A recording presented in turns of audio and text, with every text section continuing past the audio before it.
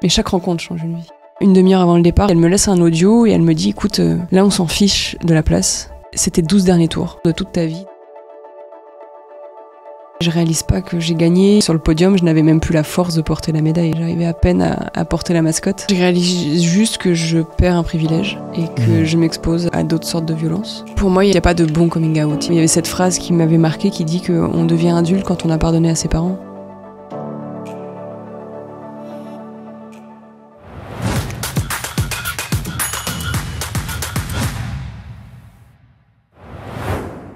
J'ai envie de parler de pas mal de sujets, effectivement des sujets un peu techniques, un peu vélo et tout.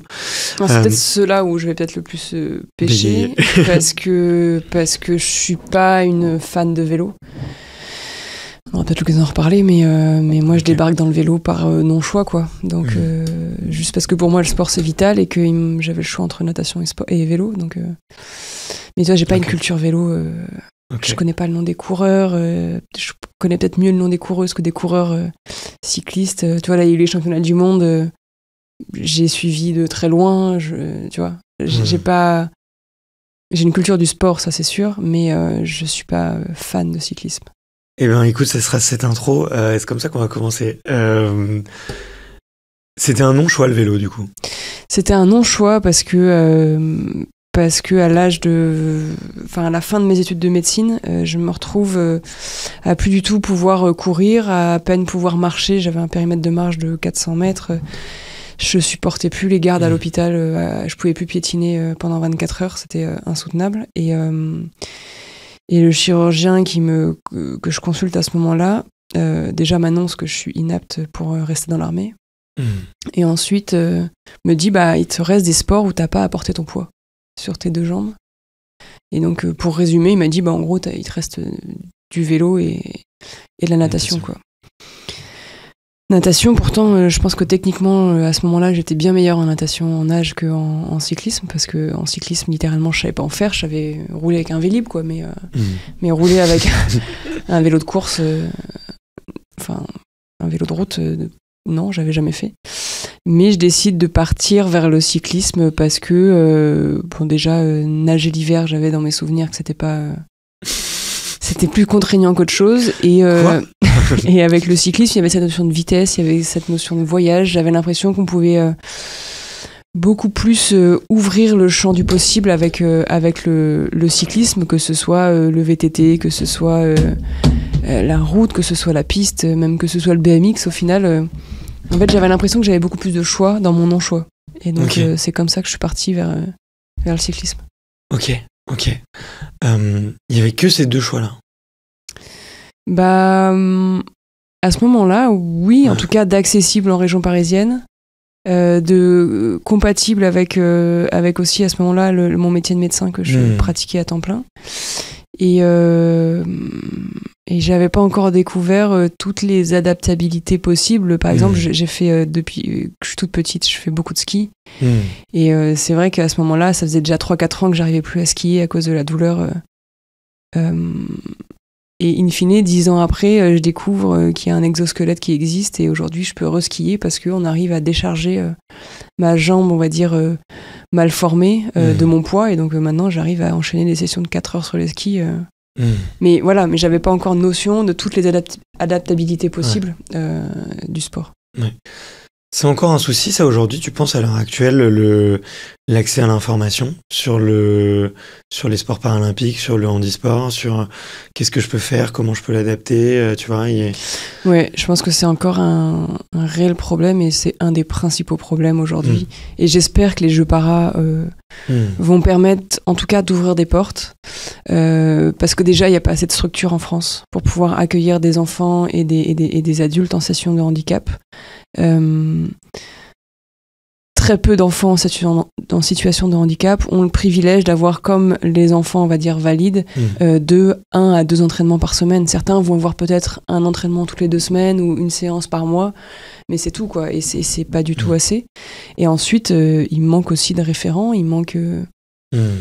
Voilà, on manque de tout, en fait. Et on manque de représentation. Les Jeux Para, c'est une très belle vitrine, mais ce qu'il faut savoir, c'est que tous les handicaps ne sont pas représentés dans les Jeux paralympiques. Et donc, quand on n'a pas de représentation médiatique, et ben comment on fait pour se projeter? Comment est-ce qu'un enfant qui est avec son handicap se dit moi je vais pouvoir faire la même chose? Voilà, on en est là. Donc déjà les jeux para c'est déjà une très bonne chose, mais c'est encore une fenêtre assez restreinte de ce que le sport est capable de faire pour le handicap. Ouais, ce qu'il faut savoir, c'est qu'en fait le sport est adaptable à tout type de handicap. Le seul qui est peut-être un peu plus difficile à adapter dans l'effort, c'est le handicap respiratoire.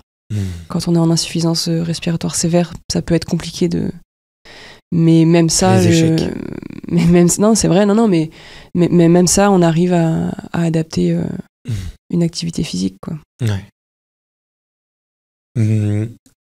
Je te disais que pendant les Jeux, j'avais pas eu trop le temps d'aller dans des stades. C'était pas exact. Je suis allé voir, tu vois, des événements d'athlétisme au Stade de France durant les Jeux paralympiques. Parce que moi, ce qui m'a marqué, c'est que la fête, elle était autant sur la piste que dans le public. J'ai rencontré, tu vois, une dame à côté de moi qui sortait quasiment jamais de chez elle, tu vois, et qui là, s'était forcée.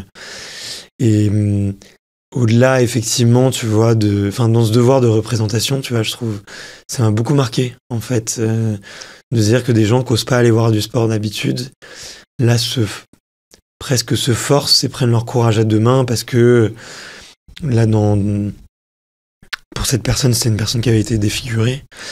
Prendre son courage à deux mains et aller dans un stade, encourager les gens, pleurer, taper dans ses mains. Et même pour elle, c'était un grand, grand moment, quoi.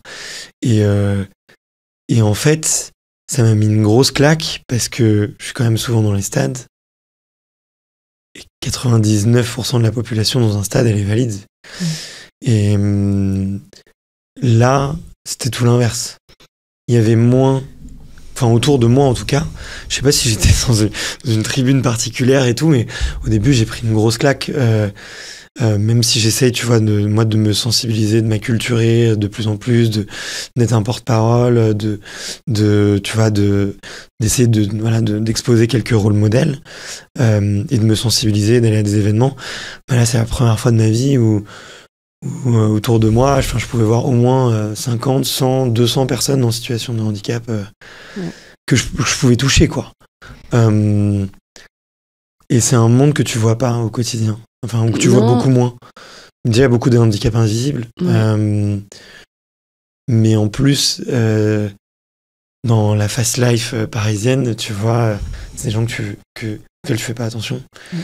Et en plus, des gens qui sortent moins de chez eux, tu vois, aussi. Qui vont pas dans les mêmes endroits. Mais pour moi, ça raconte bien quelque chose. Ouais, c'est-à-dire que si tu prends le sport olympique, déjà, le sport de base, performance, c'est quelque chose qui est très normé. C'est quelque chose qui est très... je parle pas d'un terme juridique, mais qui est très discriminant, dans le sens où tu es en permanence classé. Avant même que tu aies fait ta performance, il y a même des sports où tu es classé en fonction de ton poids. Et tout ça, ça met, entre guillemets, la norme performative au sommet, et puis ensuite tu finis en bas de l'échelle si tu n'es pas capable de répondre à ces critères. Et donc quand tu es quelqu'un en situation de handicap, tu n'es même pas sur l'échelle, en fait, tu es inexistant. Et ça reste quand même le mode de fonctionnement du sport. Qu'on le veuille ou non, le sport classe et classe par niveau de performance et par critères physiques. Quand on a les jeux para, au centre de ces jeux et de cette performance, on a quand même une famille de discrimination qui est le handicap. Et je pense que d'avoir cette étiquette-là du handicap qui est au centre de cette performance, ça ouvre la porte pour les personnes en situation de handicap à une sorte de safe place. C'est-à-dire que de base, les gens qui seront au centre du stade, qui seront au centre de la piste, ce seront des gens qui n'auront pas un corps, on va dire, valide, ou qui répond aux normes du sport olympique. Donc ce seront dans tous les cas des corps différents, ce sera des corps atypiques. Et je pense que ça permet déjà de célébrer le corps différemment. Ça permet d'ouvrir le champ des possibles sur comment mettre en mouvement un corps différent et comment à sa façon, le rendre performant et puissant. Et c'est aussi un message un peu inconscient de dire ce sera une safe place pour vous, quoi. Donc quand on arrive à s'identifier aux gens qui sont au centre et qui performent, forcément ça met un peu plus à l'aise. Ouais. À quel moment, toi, ça a été une safe place, justement, pour toi, le sport? Ça l'a été dès le début ou pas? Moi, ça l'a été dès le début. Ça l'a été déjà d'un point de vue totalement introspectif, où j'ai très tôt, très jeune, compris que c'était par le corps que j'allais apprendre à connaître par le sport que j'allais apprendre à connaître mon corps. Et parce que je suis née avec cette malformation et j'avais pas beaucoup de réponses à mes questions. Qu'est-ce que je pouvais faire? Qu'est-ce que j'avais le droit de faire? La seule réponse que j'avais, c'était que mon chirurgien m'avait dit fais ce que tu veux, ce que tu as envie de faire. Un jour, ça fonctionnera probablement plus, mais en attendant, fais, parce que c'est pas parce que tu fais que ça t'empêchera de plus faire, en fait. Mais j'avais que ça comme réponse, et je sentais bien que quand je courais, j'avais pas le même appui sur mes deux jambes, qu'il y en avait une qui était plus faible que l'autre, que je me faisais des entorses à répétition très très jeune déjà. Et c'est par le sport que j'ai compris que c'était en mettant en mouvement mon corps dans différentes situations que j'allais, moi, me connaître et être capable de connaître les limites de mon corps, de connaître ses capacités. Et c'était déjà hyper important pour moi, étant donné que je rentrais pas dans la norme valide du corps. Et donc ça a été mon premier lien avec le sport. Et puis le deuxième truc, c'était, très tôt, j'ai subi des moqueries à l'école. Et je réglais mes comptes sur le terrain de foot, quoi. Donc je montrais aux autres que j'étais capable de faire aussi bien, voire mieux, sur le terrain de foot. Et au cross de l'école. T'es au cross aussi? Ouais. Ok. C'était des moqueries sur quoi? C'était des moqueries physiques. Parce que quand je suis habillée, on le voit pas, mais quand on avait des cours de natation, forcément on est pieds nus, ça se voit. Et la différence chez l'enfant, elle provoque des réactions qui sont pas toujours très, très agréables.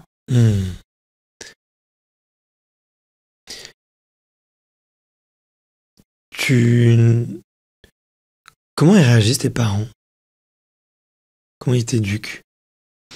Ils m'éduquent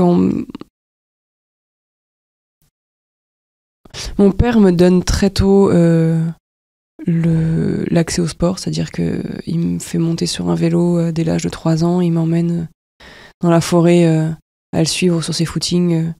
J'ai des parents qui sont sportifs, pas dans la performance du tout, mais qui sont sportifs, en tout cas qui ont la culture de l'activité physique, bien-être et santé. Okay. Donc très tôt, il me stimule en tout cas pour que je pratique une activité physique. Après, en ce qui concerne la différence, j'apprends très vite que c'est la vie, quoi. C'est vrai que je grandis dans ce cadre-là où mon père m'explique assez tôt que les moqueries, c'est la vie, en fait. C'est comme ça, et il va même plus loin. Il m'explique même que quand on est femme, on est avec un privilège en moins que d'être un homme. Et ça, c'est des choses que je comprends assez tôt. Il te le dit avec un point de vue féministe ou avec un point de vue un peu masculiniste? Il me le dit avec un point de vue assez neutre, en mode il faut que tu le saches. Okay. Voilà, c'est injuste, mais c'est comme ça. Enfin, c'est la réalité, quoi. C'est déjà une part d'engagement de sa part d'en avoir conscience. Pour moi, la conscientisation de ça, c'est déjà féministe. En tout cas, c'est se dire, c'est déjà être un peu allié, quoi. En tant qu'homme, de reconnaître son privilège, c'est pas donné à tout le monde, surtout en ce moment. Ouais. Pour moi, c'est le premier pas nécessaire qui te fait un petit peu avancer, quoi. Psychologiquement, à devenir quelqu'un, une personne plus consciente. Ouais, mais de toute façon, la conscience, pour moi, la première étape de tout combat pour lutter contre les discriminations, c'est d'avoir conscience de ses privilèges à l'endroit de la discrimination, quoi. Ouais. C'est Ouais. voilà, c'est un fait. Ouais, c'est sûr. Et puis il y a toujours, en plus, après, il y a toujours aussi une période un peu douloureuse aussi. Enfin, pour moi, ça a été ça, d'accepter en fait. Ok, c'est comme ça, et en même temps de pas toujours se sentir coupable, tu vois, de se dire ok, bon, bah, j'ai un privilège, mais je suis pas pour autant coupable non plus de tout. Il y a des choses que je peux faire mieux à mon statut, et moi, je viens de passer ce cap-là, tu vois. Non, mais pour moi, je culpabilisais beaucoup. d'avoir conscience de son privilège, Mm. de pas y mettre de la culpabilité, mais d'y mettre de l'humilité, en fait. C'est-à-dire l'humilité de rester à sa place. Se taire. Ouais, en fait, non, mais le silence, c'est déjà le premier soutien qu'on peut apporter à une discrimination qui n'est pas la nôtre. Et de respecter la parole de l'autre, et que parce que quand on a un ensemble de privilèges, on a vite tendance à prendre la parole à la place d'eux et à mieux savoir. Et il n'y a rien de plus contre-productif que ces paroles-là.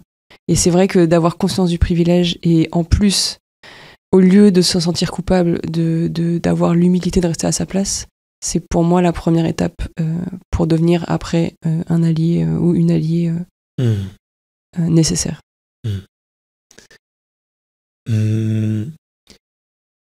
C'est pas un peu dur pour une ado d'avoir un retour aussi frontal, tu vois, peut-être de très réaliste, désolé, le mot est mal choisi, mais un peu fataliste, tu vois, de la situation de la part de ses parents, tu vois, ça crée quoi? Ça crée de la colère, ça crée un esprit de compétition, un esprit revanchard. C'est nécessaire pour toi? Enfin, il y a une forme de violence, en tout cas la réalité est violente. Pas tant ses propos, parce qu'au final ils ne sont que vrais. Ce que ça génère en moi, c'est je réalise que les moments de l'enfance et de l'adolescence vont être un peu rudes. Et d'ailleurs, je vais pas mal m'isoler, on va dire socialement parlant. À l'école, j'ai quelques amis, mais rien de. J'appartiens pas au groupe hyper cool. Je me fais assez discrète. Mais j'ai cette. Très tôt, j'apprends à me faire confiance. Très tôt, j'apprends à faire confiance à mes voix intérieures, à celle qui me dit que je veux être médecin, à celle qui me dit t'es triste en ce moment, t'es en colère, mais t'inquiète pas, quand t'auras 30 ans, ça ira. J'apprends très tôt en fait à me faire confiance, et je sais pas comment, mais je comprends que c'est en me faisant confiance que j'ai accès à mes désirs les plus profonds, et qu'au final, c'est ce qui me rendra heureuse. Peu importe ce que pensent les autres, peu importe si je ressemble ou pas, ou si je suis les chemins que suivent mes camarades. C'était pas de ça dont il est question pour moi. Pour moi, c'est ma question essentielle, c'est ce que je suis vraiment et ce que je veux faire vraiment. En fait, de naître différente, j'ai directement appris que je rentrais pas dans les cases, et c'était à moi de trouver, de les façonner, quoi. T'as une petite astuce pour mieux s'écouter, justement? Moi, je m'écoute pas. Je m'écoute pas, tu vois. J'ai appris toute ma vie à nier certaines douleurs, nier certains inconforts, toujours en me disant demain ça ira mieux. Donc j'écoute pas ce qu'il y a maintenant, tu vois. Là, je trouve un remède depuis 1 an, 2 ans avec l'écriture. Mon carnet est pas là, mais normalement il est dans mon sac. Je vais te le montrer, mais j'apprends. Enfin, c'est quelque chose de complètement nouveau. Toi, c'est instinctif, ou est-ce qu'il y a des petites astuces, des petites façons de faire, des petites réflexions pour cultiver un peu ça? L'astuce que j'ai, elle est fastidieuse. Moi, je sais ce qui m'a beaucoup aidé, c'est le suivi psy. c'est de m'asseoir ou de m'allonger sur un divan et toutes les semaines de parler, de revenir à tout ce qui s'est passé dans mon enfance et d'aller dénouer un peu tout ce qui est agissant en moi, tout ce qui met des œillères sur ce qu'on veut pas voir et sur pourtant qui on est vraiment. Et en fait, j'ai eu envie vers l'âge de 23-24 ans d'avoir cette notion d'honnêteté avec moi-même, c'est-à-dire que d'être autant honnête et consciente de mes qualités, mais aussi de mes défauts et de ce qui pouvait créer chez moi des peurs, des angoisses. Voilà, de faire un état des lieux de ce qu'il y avait vraiment en moi. Et par contre, ça prend des années. Ça prend des années et après... voilà, et je l'ai encore aujourd'hui. Hein, j'ai encore ma consulte toutes les semaines ou toutes les 2 semaines. C'est un peu aussi mon sas de décompression, c'est-à-dire que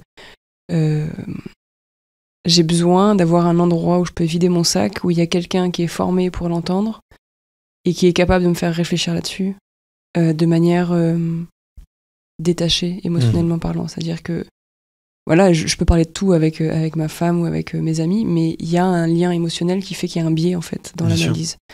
Et voilà, moi je sais que c'est ça qui me fait à chaque fois me reconnecter, me recentrer sur ce que je ressens et ne pas me laisser prendre par des angoisses, des peurs ou un déni de quelque chose, quoi. Ok. Moi j'ai arrêté la psy là, depuis 3-4 mois. Mais après, je viens de faire des pauses aussi. Hein. J'avais plus le temps, mais... Et je dissocie beaucoup ça du travail de prépa mentale. Ouais, j'ai appris ça sur toi. Bah tiens, parlons-en. Ouais. C'est vrai que moi, il y a pas mal d'athlètes, tu vois, qui sont passés à ta place. Soit qui me disent oui, je fais de la prépa mentale, je suis passé par j'ai une psy ou j'ai un psy. Et d'autres qui disent effectivement, je fais un travail psy avec un prépa mental, tu vois. Alors, j'entends qu'on puisse avoir les 2 compétences. Mais je trouve ça assez différent quand même. Enfin, tu vois, le travail psy très introspectif et tu vois, aussi un peu de déballage de pensée, de travail sur soi. Et vraiment de préparation mentale de, ok, j'ai un événement. Comment est-ce que je maximise ma santé mentale pour cet événement, pour arriver le jour J précisément. Je trouve que c'est lié, mais ça reste quand même très différent. Pour moi, c'est complémentaire. Ouais. Pour moi, c'est complémentaire. Et ça, c'est ma vision. C'est complémentaire et en même temps, un travail de prépa mentale ne peut pas aller sans un travail psy. Ok. Pour moi, la prépa mentale, c'est un peu une boîte à outils qui va permettre de mettre en place des actions pour se recentrer, pour diminuer le niveau d'activation, pour être dans le moment présent, pour identifier ces pensées limitantes qui peuvent nous paralyser au moment de la performance qui a été définie. Mais ça va pas sans le travail psy pour moi parce que on est des êtres complexes et que même si une problématique dans un premier plan nous paraît pas en lien avec la performance, je sais pas, je veux dire des trucs, mais voilà, un rapport conflictuel avec un parent, avec un frère et sœur, ça agit forcément sur la performance. C'est quelque chose qui va générer des pensées limitantes au quotidien, c'est quelque chose qui va générer des émotions négatives, et ce sera des émotions négatives qui auront, in fine, un impact sur la performance. Le deuil, je sais pas moi, voilà, un deuil, la perte d'un animal, enfin des choses qui peuvent être très vite minimisées, auront un impact sur la performance, qu'on le veuille ou non. Mais ça, c'est ce que je pense. Et pour moi, le travail de prépa mentale vient sublimer le travail psy. Okay. Faire un travail de prépa mentale sans faire un travail psy de fond, et quand je dis de fond, voilà, ça prend du temps et ça doit être considéré comme des séances d'entraînement, parce que c'est émotionnellement, ça peut être parfois douloureux d'aller au fond d'aller dans ces profondeurs. Ouais, le prépa mental vient au-dessus. Ça vient optimiser le travail psy. les fondations d'un côté et peut-être le... Ouais, parce que si on fait que le travail de prépa mentale, pour moi, ça fait que mettre des pansements sur ce qu'on n'a pas spécialement envie de voir. Et alors oui, ça va être des mécanismes et en fait des modes d'action qui vont fonctionner peut-être à un instant T, mais dans la durée, non, je pense que le pansement, à un moment donné, il lâche et l'hémorragie, elle reprend, quoi. Donc, bien sûr. donc voilà, moi, c'est comme ça que je vois le travail de prépa mentale. L'un va avec l'autre. C'est intéressant ce que tu dis. J'essaye d'écrire là un article sur un peu le paradoxe de l'athlète de haut niveau, qui à la fois, d'un côté, doit devenir expert de soi, doit se connaître le plus possible, justement pour briller, pour performer, et de l'autre, quand même, tu vois, à des instants précis, être capable de se fermer de certaines douleurs, de se fermer de certaines émotions, de se fermer de certaines remarques, du regard des autres, du statut. Et je trouve que c'est tout un paradoxe, tu vois, entre le quotidien qui est un voyage très introspectif et des événements où tu dois fermer ou en tout cas presque oublier tout ce que t'as acquis. Pour moi, tu vois, la différence elle est dans le terme fermer. Pour moi, c'est pas une question de fermer, c'est une question d'accueillir et de se dire, ok, je suis stressée. Demain, j'ai ma première épreuve des Jeux. C'est normal que je sois stressée. Maintenant, qu'est-ce que j'en fais ? Est-ce que ça va me bouffer pendant les 24 heures qui restent ? Ou est-ce que, justement, je vais mettre en place ces outils de prépa mentale que j'ai travaillé et que j'ai appris, mais je le ferme pas, ce stress. Il est là et il a une place. Maintenant, c'est à moi de décider la place que je lui donne. Et ça se travaille. Et ça se travaille avec une connaissance de soi poussée. Mais, et pareil pour les douleurs. Voilà, je vais prendre l'exemple de la poursuite où on a 2 efforts en l'espace de 3 heures, des efforts qui te poussent dans le lactique, donc tu as quand même des grosses douleurs. Qu'est-ce que tu fais de ces douleurs ? Elles sont là, et là tu sais que dans tous les cas, tu n'as pas trop le choix de repartir. Mais pour moi, c'est vraiment une question d'être capable d'accueillir et pas de fermer. Parce que si tu fermes, tu rentres vite dans le déni. Et déjà, ça prend une place que tu n'as pas décidé que ça prenne. Et du coup, c'est forcément agissant. Donc c'est vrai que moi j'ai plus travaillé le fait d'accueillir tout ce qui arrive et de dire ok, c'est là maintenant, tu vas rester à ta place, tu vas rester dans cette pièce là de mon cerveau, je ferme la porte, fais ce que tu veux dans cette pièce et c'est très bien. Et je trouve que d'accueillir, tu vis beaucoup mieux le moment que et surtout à Paris où en fait au-delà des médailles, moi j'ai eu l'impression d'être tellement alignée avec moi-même. Et pourtant, le stress, il était là. J'étais pas sereine tout le temps. Et voilà, cet état de flow que beaucoup de sportifs décrivent, pour moi, je l'ai vraiment ressenti avec cette sensation que tu vas le chercher en accueillant et pas en fermant pour être dans le déni de toutes ces choses qui peuvent être négatives. C'est intéressant parce que tu as dit accueillir, mais ta métaphore, c'était quand même de mettre dans une pièce. Oui, mais parce que tu lui laisses une place en fait. Tu vois, c'est un peu. Tu l'accueilles chez toi en fait, mais tu le ranges. C'est un peu comme quand tu as des invités chez toi. Il y a des gens que tu as envie de faire visiter tout ton appart avec ta chambre, ton dressing, et tu montres les endroits les plus privés de chez toi. Et puis tu en as d'autres, tu vas dire bah voilà, c'est mon salon. Et je vous laisse au salon. Si vous voulez aller aux toilettes, il y a les toilettes là-bas. Voilà, et c'est pas. C'est comme ça. Voilà, il y a des gens que tu laisses rentrer partout et d'autres un peu moins, en fonction des feelings, en fonction des énergies que tu ressens ou pas. Et c'est OK. Ok. C'est quoi les 2 outils de préparation mentale que tu utilises le plus ? Moi, ce que j'utilise le plus, ça va être...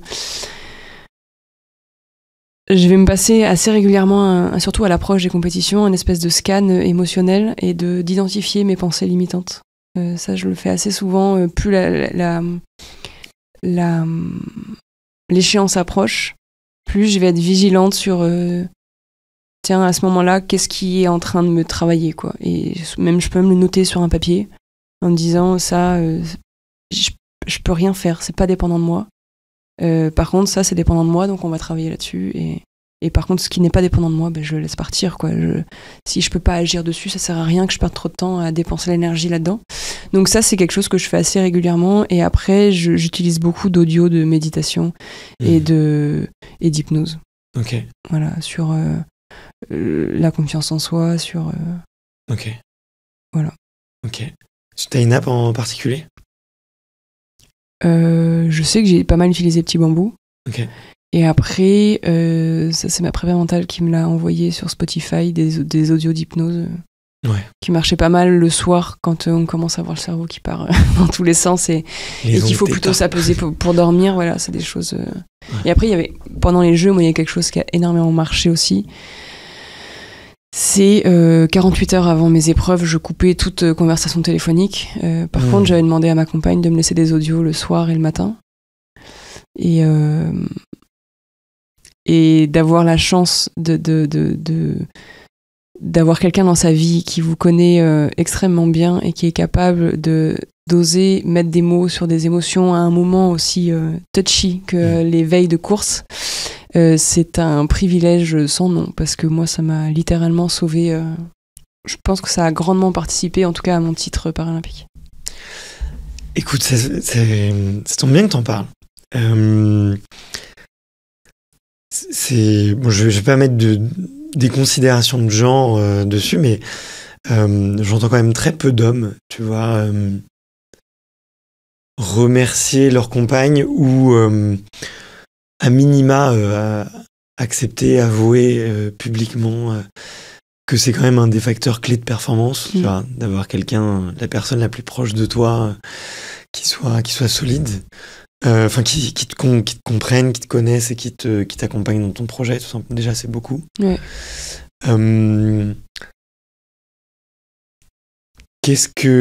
Concrètement, qu'est-ce qu'elle peut dire ou qu'est-ce qu'elle peut faire qui te manquerait si elle n'était pas là ? Je vais te donner un exemple.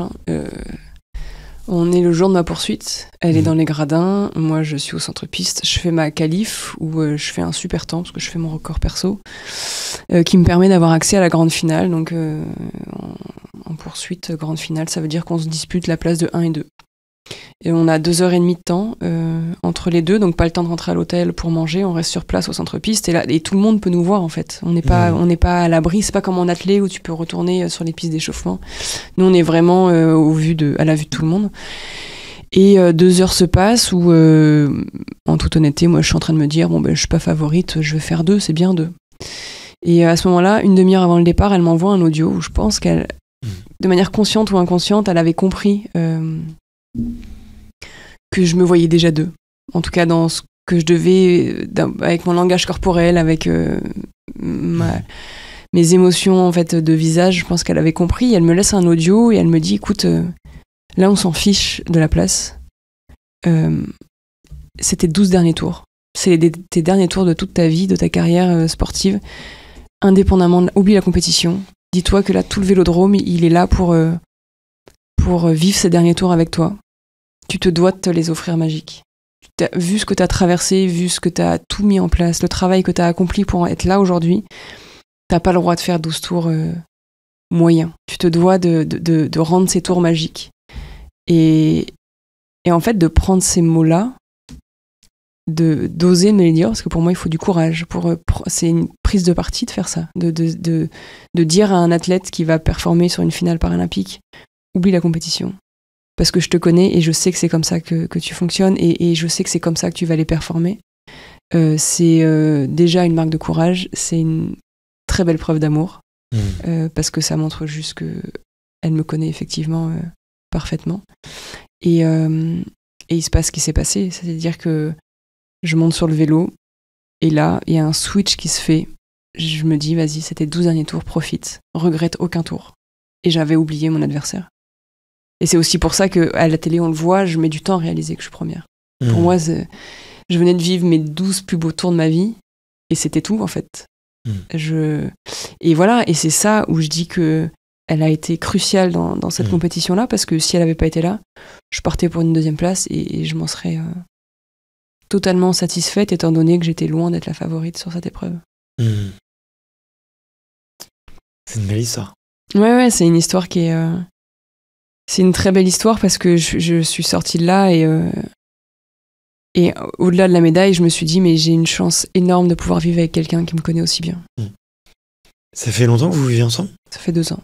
Ok. Ouais, c'est fou comment ça change une vie. Mais chaque rencontre change une vie. C'est vrai. Chaque rencontre, et ça, c'est quelque chose que... C'est un message que j'aimerais encore plus faire passer maintenant, mais ne jamais sous-estimer une rencontre. Peu importe la personne qu'on a en face. Moi, si je regarde toutes mes rencontres qui m'ont mené jusqu'à là, ça a commencé par un adhérent que j'ai rencontré sur un créneau public pour pédaler à Saint-Quentin quand je commençais à apprendre la piste, qui s'appelle Michel. Et ce Michel en question, il m'a fait rencontrer un certain Claude, qui est mécano à l'US Créteil, qui m'a fait rentrer à l'US Créteil, qui lui-même m'a fait présenter Grégory Boger, et Grégory Boger qui est devenu mon entraîneur et qui m'a fait rentrer à l'INSEP, qui m'a fait rencontrer tous les champions que j'ai pu rencontrer et qui m'a emmené aujourd'hui ici. Et tout ça, ça a commencé par une rencontre totalement anodine avec une personne voilà, qui a peut-être 2 générations, voire 3 générations d'écart avec moi. Et si j'avais sous-estimé cette rencontre, si j'avais en tout cas pas honoré cette rencontre ou respecté cette rencontre, je serais pas là devant toi aujourd'hui à parler de tout ça, quoi. Donc ouais, pour moi, les rencontres, quelles qu'elles soient, il faut essayer de pas les bâcler. C'est très bien dit, c'est une belle leçon de vie, je pense. Et avec la visibilité, et avec voilà, la célébrité que certains sportifs peuvent avoir, et on a vite fait pas de mépriser, mais en tout cas de se désintéresser de certaines rencontres, et je trouve que c'est passé à côté à mon avis, de grandes choses. Je pense que chaque rencontre, on plante une graine, et parfois on sous-estime un peu la capacité de la graine qu'on vient de planter. Ça me fait penser à... J'ai envie de savoir si tu es un peu d'accord avec ça, mais souvent, on vient souvent me demander, tiens, t'as interviewé 300 championnes et champions sur le podcast, quel est selon toi le pattern, quoi, tu vois, quels sont les modèles, et souvent j'ai une réponse qui est très décevante, ou en tout cas qui pique, qui plaît pas aux sportifs en plus, qui dit c'est la chance. On me dit mais comment ça? Je dis faut avoir la chance de faire du sport déjà, d'être en mesure d'en faire, de trouver son sport. Il y en existe tellement que tu peux te planter. Et, on va reparler de peut-être un peu de capacité physique, de morpho-anatomie, mais de prédisposition. Mais ça peut arriver, chance de rencontrer les gens qui te donnent envie de continuer, la chance de gagner les premières courses, qui te donnent envie de toujours continuer. Je dis, la chance, ça se provoque, c'est sûr, mais il faut quand même... on sait pas pourquoi elle est là ou elle est pas là, mais ça joue, quoi. J'aime beaucoup ce que tu dis, tu vois, sur les rencontres, parce que il y a... Moi, la chance, c'était un peu impalpable, tu vois, c'était très, très mou, ça te glisse entre les doigts, tu sais pas trop d'où ça vient ou pas. Les rencontres, c'est beaucoup plus concret. Et donc, j'aime bien ce que tu dis, parce que du coup, je vais transformer un peu ma pensée sur ce que tu peux attraper, tu vois. Et ce que tu la peux chance, moi, je suis faire. d'accord. Il y a une question de chance, il y a une question... Mais tout comme les rencontres font partie de la chance. Pourquoi est-ce qu'à ce moment-là, tu crois cette personne? C'est de la chance. Ou alors c'est un concours de circonstances que tu ne maîtrises pas dans tous les cas, donc on peut mettre ça sous le coup de la chance, mais effectivement la chance ça se provoque, et ça se provoque en tout cas en honorant chaque rencontre.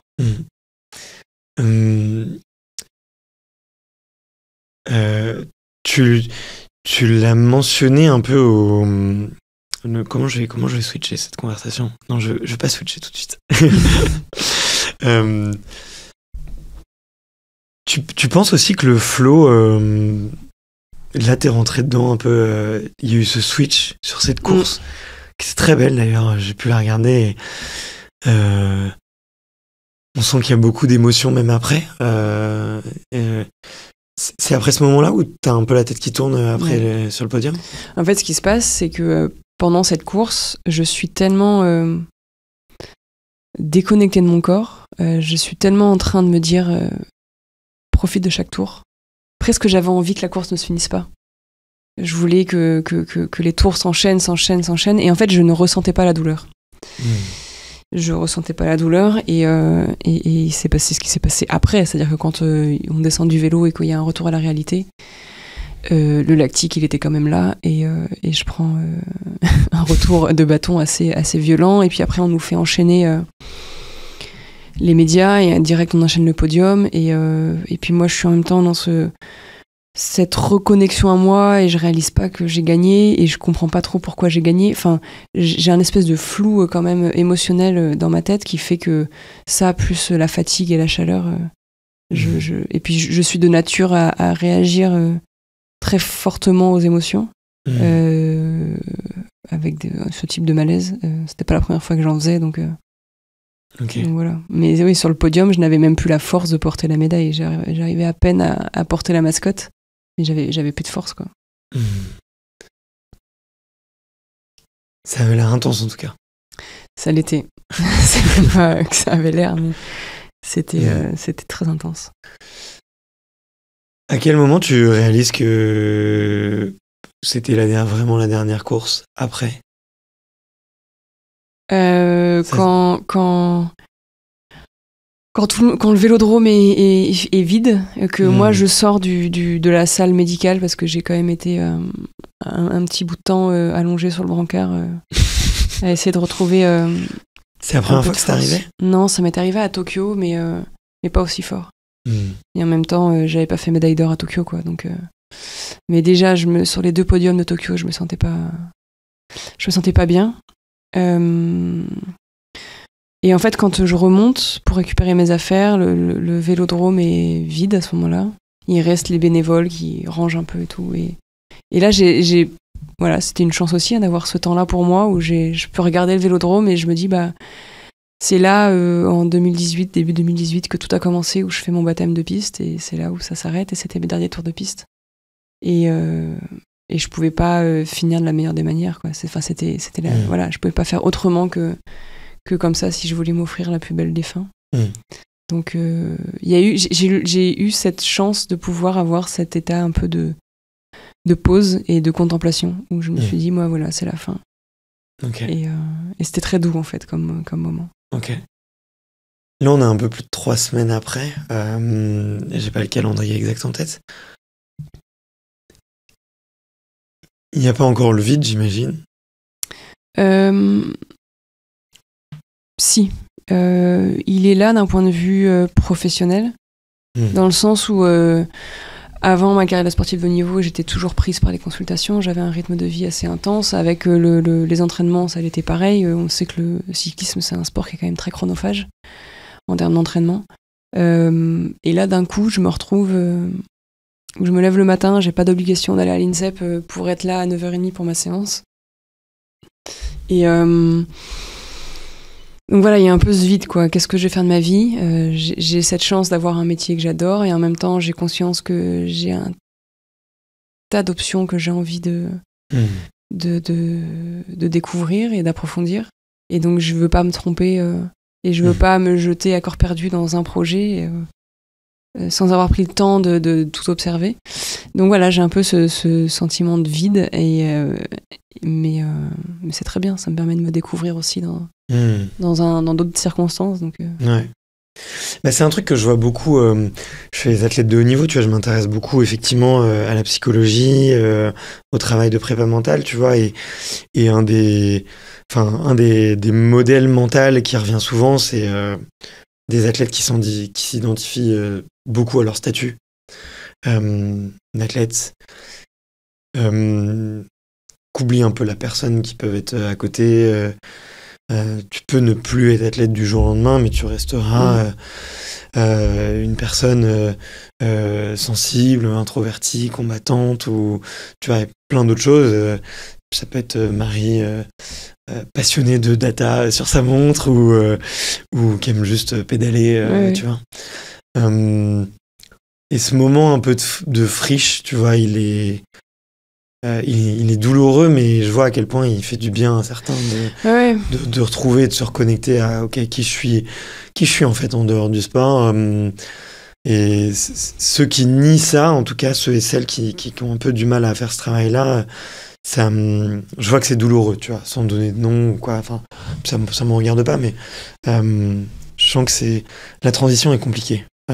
Ouais, mais moi c'est une transition que je ne veux surtout pas masquer, c'est-à-dire que c'est vertigineux, il y a des moments où voilà, il y a cette sensation de vertige, il y a un peu cette peur de dire mais qu'est-ce qui va se passer. Mais pour moi c'est un process que je veux faire, enfin, je choisis de le faire, c'est-à-dire que il est important, et c'est surtout que on en revient avec cette honnêteté avec soi-même et de toujours être dans la quête de se découvrir et d'être aligné avec soi-même. Pour moi c'est une étape qui est inévitable, et un peu comme quand on parlait d'accueillir les choses, voilà, c'est quelque chose que j'accueille, et après c'est à moi de savoir les outils que je mets en place pour pas partir dans trop d'angoisse ou trop de vertige, et comment est-ce que je gère, et ne pas surtout fermer la porte à tout ça, quoi. Pour moi c'est hyper important pour rebondir au mieux et mettre au mieux toutes les compétences et les qualités que j'ai pu avoir pendant ma carrière de sportif de haut niveau, les faire fructifier, quoi, et pas leur fermer la porte et les laisser dans mon passé de sportive. Ouais. Tu vas reprendre la médecine ? Ouais. Le statut de médecin ? Je vais reprendre la médecine. Après, voilà, j'ai cette intuition au fond de moi que ça me suffira pas. J'ai besoin de la médecine, mais j'ai besoin d'autres choses. Je me suis engagée sur pas mal de sujets pendant ma carrière, à lutter contre le sexisme, contre les LGBT-phobies dans le sport.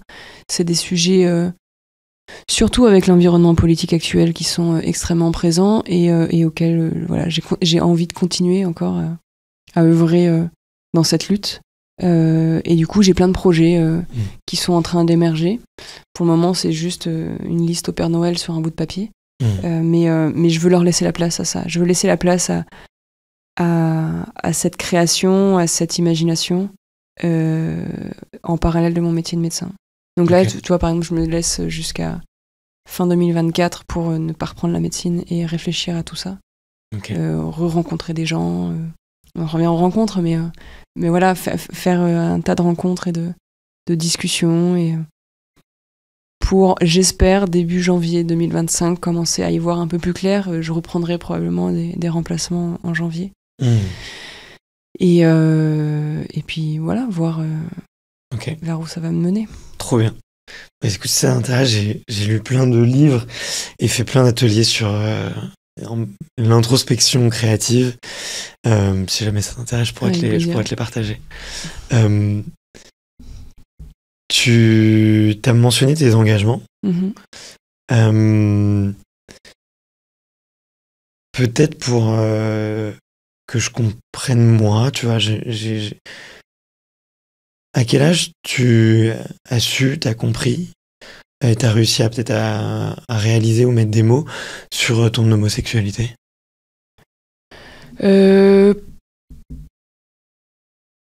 Assez tardivement, vers 23-24 ans.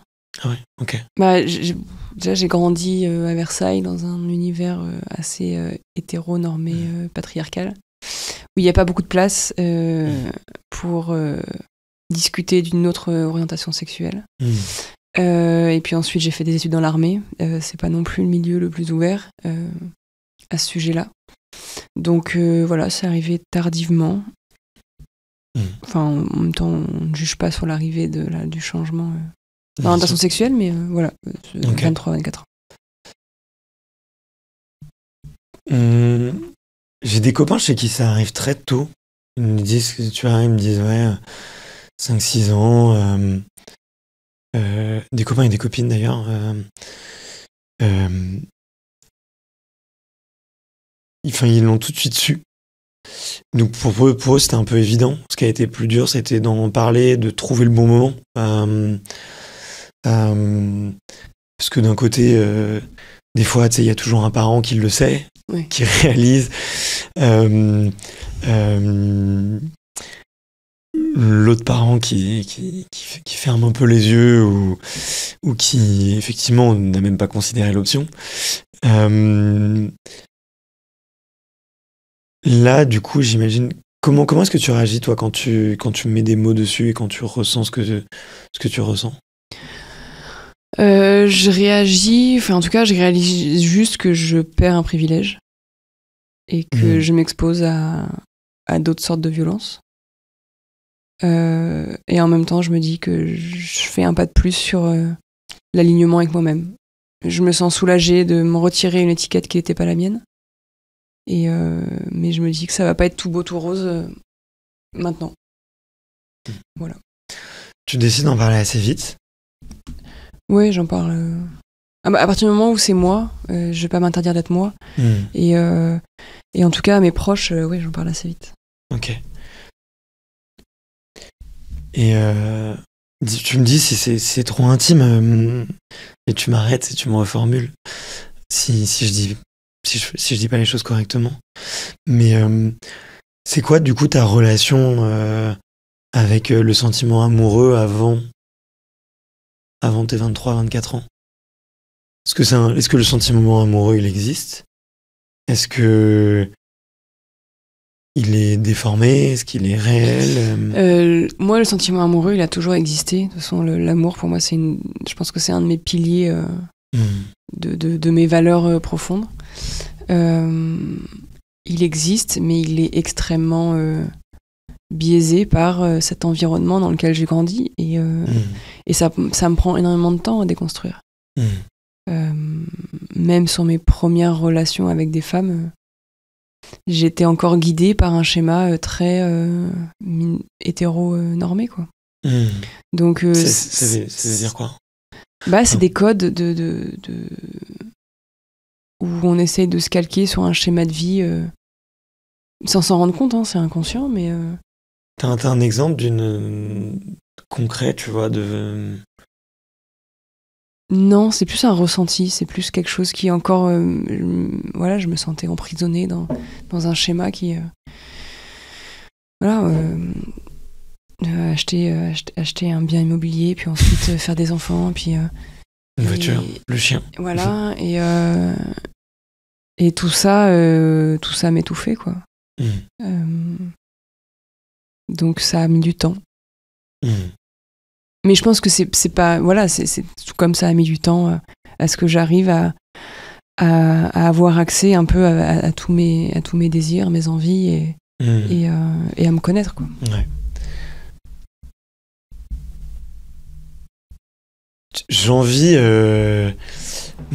mes potes gays et mes amies lesbiennes pour une chose, pour un privilège que ont justement.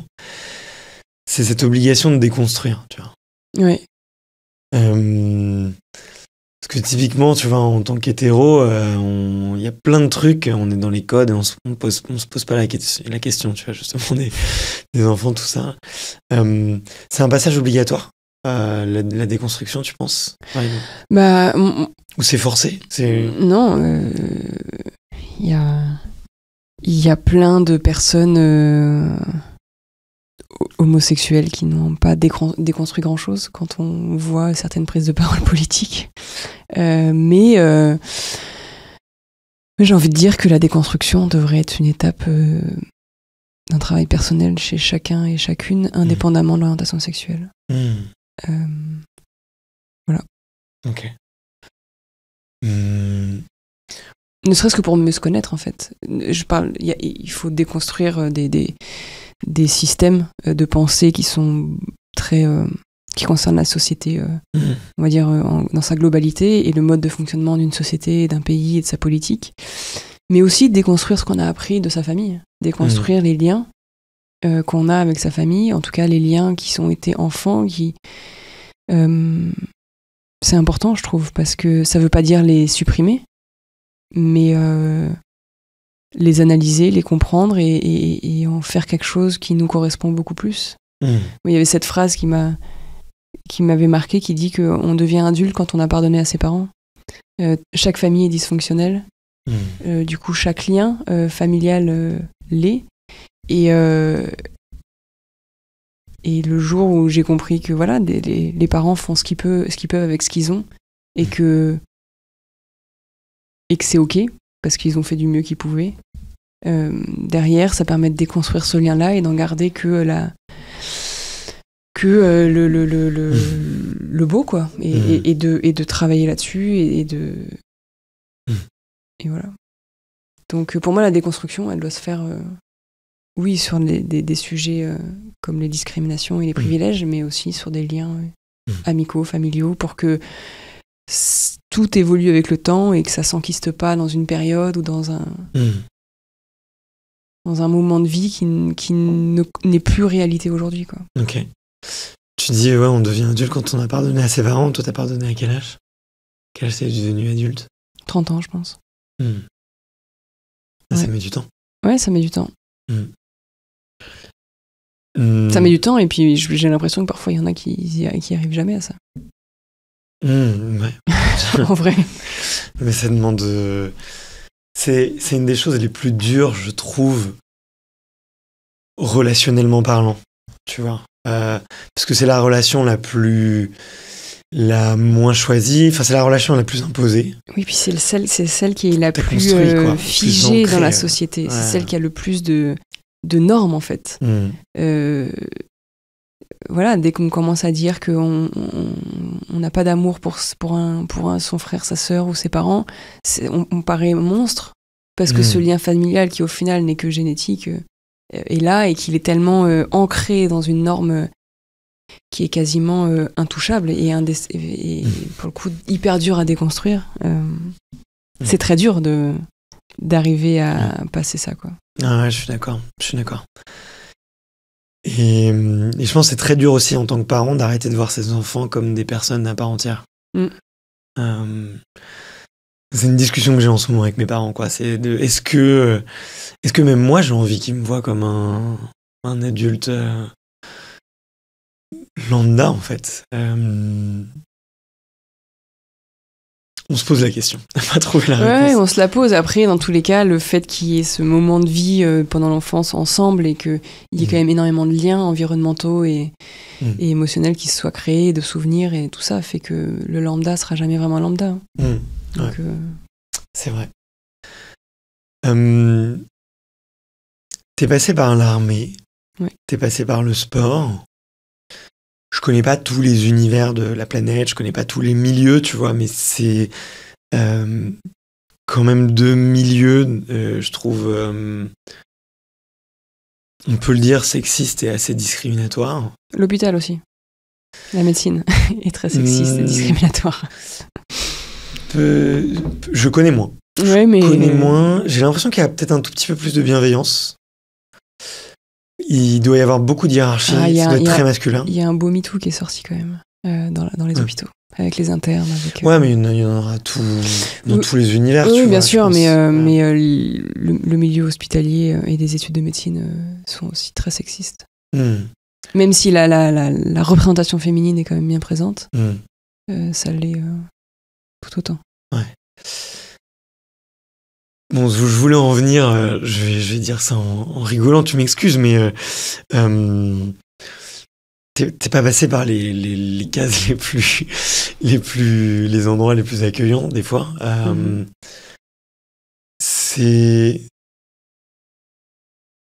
Donc je pense que t'es très bien t'es bien placé, peut-être, ou t'as peut-être beaucoup de retours d'expérience. Désolé, je bégaye un peu parce que c'est quelque chose que je connais pas du tout. Même si j'entends, j'ai des discussions avec mes amis, tu vois, c'est quelque chose quand même que j'ai pas vécu et qui est assez loin de moi. Mais t'as dû peut-être plusieurs fois en parler ou de faire face à des regards, des comportements un peu hostiles.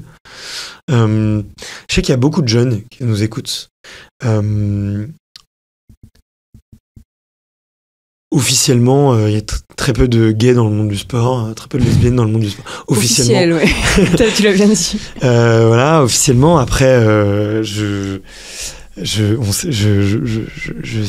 m'en doute, j'en parle, j'en discute avec beaucoup d'entre vous.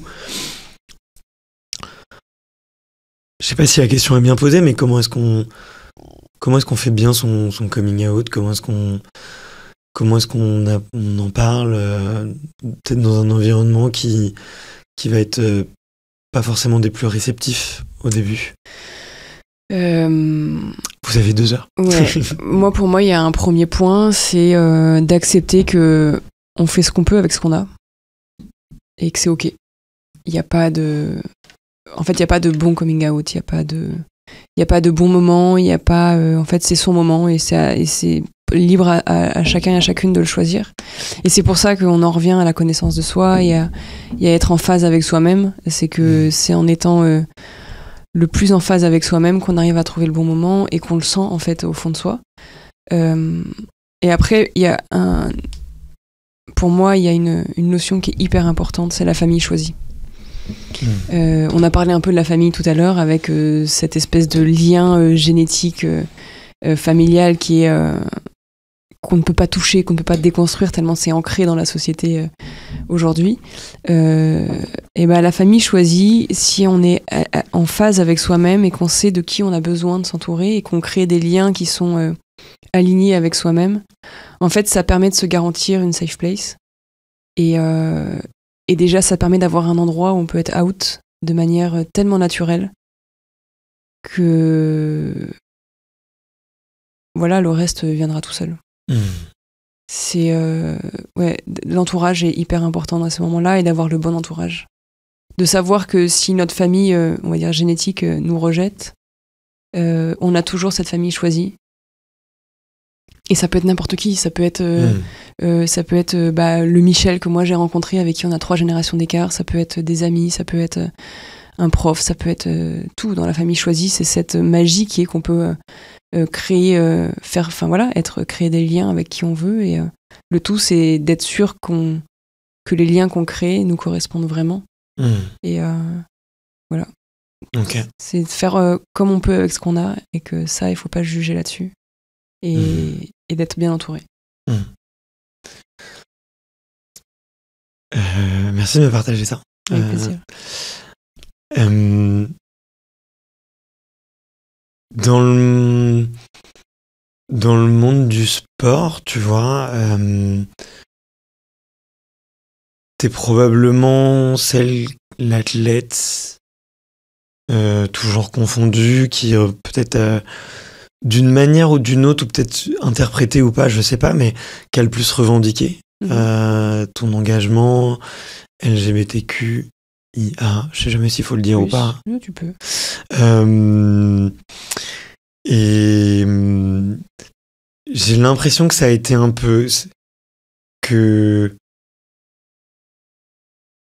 d'où il est venu ce choix de t'engager aussi, parce qu'il y en a beaucoup qui passent, tu vois, qui ont des messages beaucoup plus discrets ou qui se font plus petits, tu vois.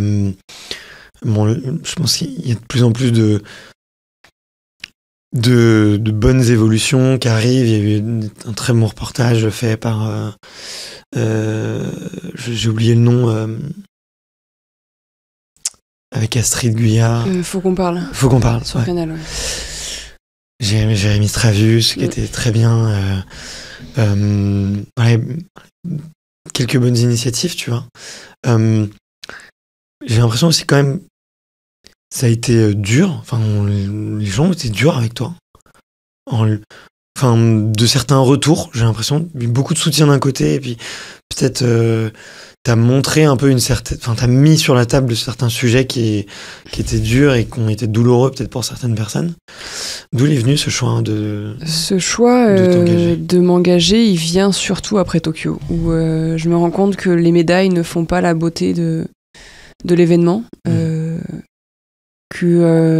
En tant qu'athlète, on nous appâte beaucoup avec le gain de la médaille, que le Graal c'est la médaille d'or. Moi à Tokyo je comprends, et pourtant je fais 2 médailles de bronze, ce qui est déjà pas rien. Je comprends que le Graal c'est pas ça. Le Graal c'est toutes les émotions qu'on va mettre autour de ces performances, et que ça a plus de prix que la médaille.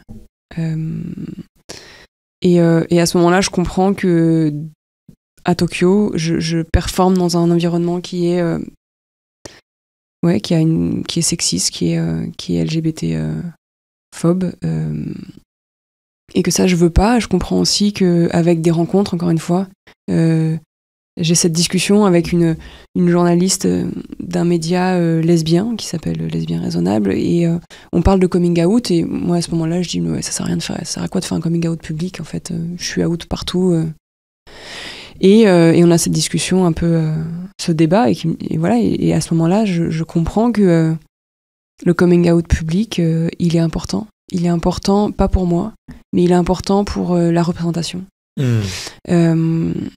Le sport de haut niveau a cette faculté de transmettre des valeurs, de faire naître des vocations, de transmettre des émotions qui sont hyper importantes pour la société. Et si il n'y a pas tout type, ou en tout cas un maximum de représentation dans les sportifs qui sont visibles et qui sont médiatiques, la discrimination, elle commence là. C'est-à-dire que aujourd'hui, comment est-ce qu'un jeune, un gay, peut trouver une représentation qui va l'inspirer dans le monde sportif aujourd'hui? À part maintenant qu'il y a Dimitri Pavadé qui a fait son coming out public après les Jeux. Quel athlète va l'inspirer? Aucun. Quelle athlète lesbienne va pouvoir inspirer une jeune fille qui souffre de lesbophobie, mais qui a quand même envie de faire du sport? Je dis pas qu'on va inspirer à aller vers le haut niveau, mais au moins inspirer à oser pousser la porte d'un club et à se dire, si cet athlète-là, ou lui, avec les étiquettes qu'il a, qui sont des étiquettes de discrimination, a réussi à aller au haut niveau, c'est que toutes les étapes dont il a passé, c'est possible de le faire pour moi. Et ça, pour moi, c'est hyper important. Et du coup, le fait qu'il y ait un maximum de représentation dans le sport de haut niveau, c'est quelque chose qui est hyper important pour moi. J'en ai un peu parlé avec la notion du voile qui a été interdite aux Jeux en équipe de France, mais c'est pas moi qui vais aller inspirer une jeune femme de confession musulmane qui porte le voile. Voilà, il faut que la population générale puisse se projeter, puisse être touchée par une sportive, et en ça, il faut que le sport de haut niveau soit représentatif de la population. Et c'est en ça que je crois, pour moi, le sport est universel, et il se doit, de par sa représentation, d'être universel aussi. Et c'est en ça que mon combat a commencé, c'est-à-dire que, et il a pris du temps, et ça se construit petit à petit, mais c'est pour donner de la visibilité et donner une représentation. Okay. En ayant conscience que même en portant la casquette de lesbienne et de femme et de personnes en situation de handicap, je ne corresponds pas à toutes les personnes qu'on peut mettre dans ces cases. Voilà. Aujourd'hui, la population LGBT dans le sport de haut niveau n'est pas du tout représentative du pourcentage de la population dans la population générale. Donc c'est qu'il y a bien...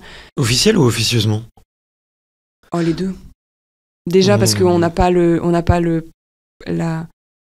que je veux dire, c'est qu'on peut pas se mettre à la place de quelqu'un d'autre et dire à mon avis toi tu l'es, c'est pas possible. Donc on ne le sait pas, et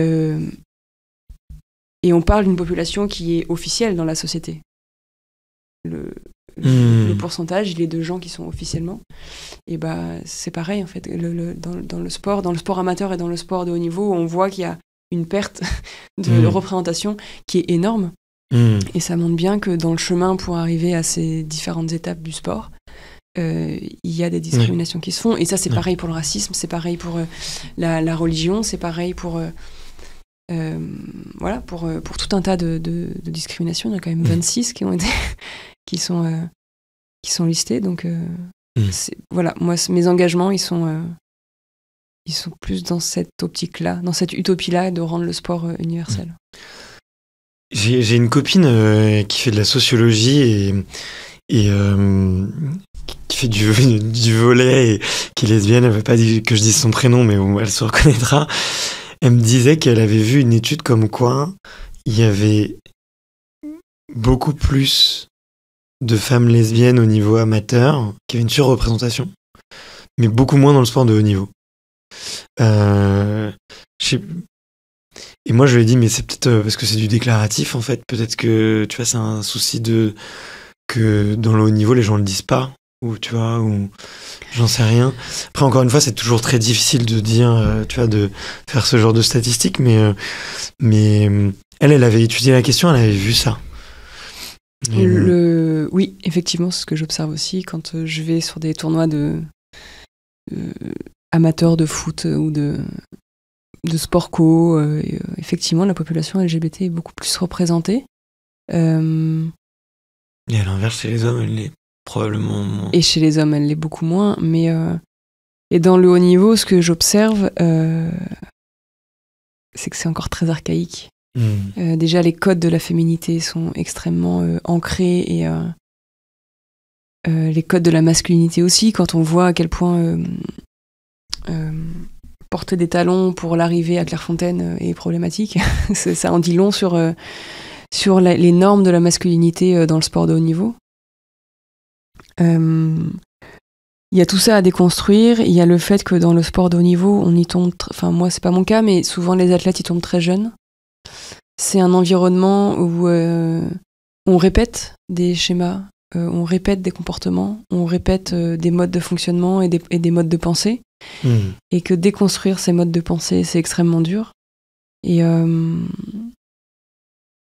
où surtout, l'évolution de la société a beaucoup moins d'impact que dans le sport amateur.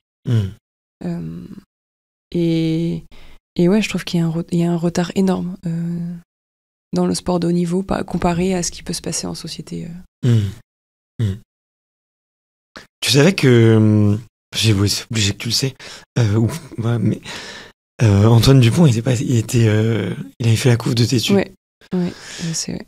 Et Antoine Griezmann l'avait fait aussi en 2018 ou 2019. Ouais, exactement.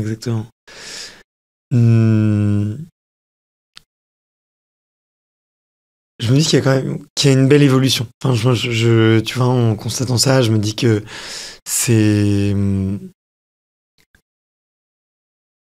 on avance petit à petit vers un sport de haut niveau, en tout cas, peut-être un tout petit peu plus ouvert. Ouais, je pense qu'on avance déjà vers la notion d'allié, de commencer à faire intégrer dans le monde du haut niveau qu'on peut être allié d'une cause.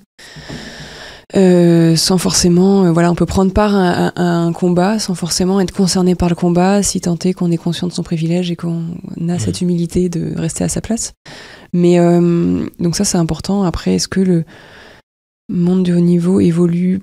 Ça va être très long. Quand je vois, il y a eu une formation, enfin en tout cas une visio sur les violences, les différents types de violences qu'on aurait pu être à même de subir pendant les Jeux, parce que c'est un événement qui est quand même assez important et qu'il peut y avoir des débordements. Et c'est vrai qu'en tant qu'athlète et staff, on a suivi une formation sur les différents types de violences, sexistes, sexuelles. Et quand je vois la manière dont ça a été reçu par pas mal de sportives et de sportifs, je me dis qu'on est encore loin de cette conscientisation-là et de cette réelle volonté de faire changer les choses. Il y a un gros travail d'éducation à faire, d'éduquer les staffs, d'éduquer les personnes qui seraient en capacité de pratiquer ces discriminations-là et ces violences, mais également d'éduquer les potentielles victimes. Parce qu'aujourd'hui, ce qu'on remarque, c'est que oui, on peut écrire sur une feuille de match, il y a eu un incident, mais faut-il encore que la personne qui a subi l'incident soit en capacité de mettre des mots dessus? Et très souvent, ça va être des blagues, ça va être un comique de situation, ça va être qui va d'abord passer par le rire. Tout le monde rit, et parfois même la personne concernée va rire aussi, et c'est qu'après coup qu'elle va se dire mais en fait c'était pas normal, j'ai pas le droit de me faire traiter comme ça. Et sauf que la feuille de match elle est plus là pour noter ça. L'entraînement il est fini, c'est plus la même temporalité. Revenir dessus, oui on pourra, mais ça va être des mots dits à l'oral et il se passera pas grand chose quoi. Donc pour moi il y a un énorme travail d'éducation à faire, que ce soit dans éduquer les gens qui sont qui ont les privilèges de pouvoir user de ces mécanismes discriminatoires, et en même temps éduquer les potentielles victimes, de dire mais dès très jeune en fait, de dire si une blague comme ça c'est pas ok, de demander de t'habiller ou voilà, ne serait-ce qu'une remarque sur ton maquillage, sur ta coupe de cheveux, voilà, tout ça, c'est commencer à dire ça c'est ok, ça c'est pas ok. Ouais.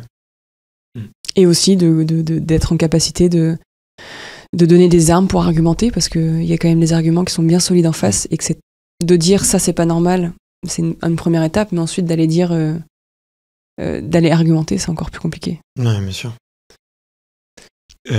Ces formations-là, quand tu dis oui, je vois les réactions et ça laisse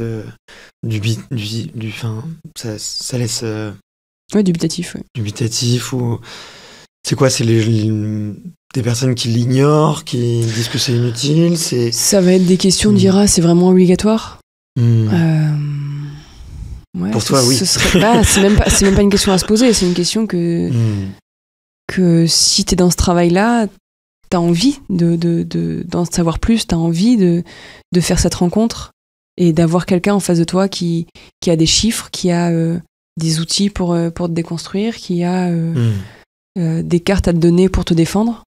En fait, voilà, c'est ça, c'est plus un état d'esprit, c'est on te parle de violence, on te parle de discrimination.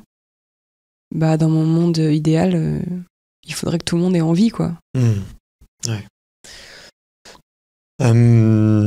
Effectivement. Là, t'as un frein où, même quand c'est obligatoire, c'est difficile d'imposer aux gens, tu vois.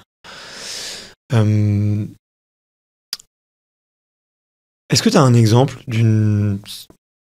si je devais te dire, la pire scène ou le pire moment, un moment qui t'a le plus choqué, tu vois, de ce qui s'est passé, et peut-être pour que ça devienne un petit peu concret, tu vois, et aussi, dans le but, c'est que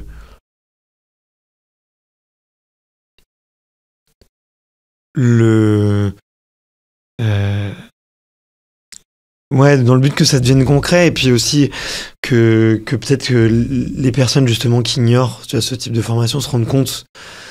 Souvent, tu sais, leur argument principal, c'est je vois pas le mal, tu vois. Moi, ce que je remarque, c'est que le premier pas, souvent, qui peut aider, c'est d'expliquer que ça t'a fait du mal et d'expliquer pourquoi.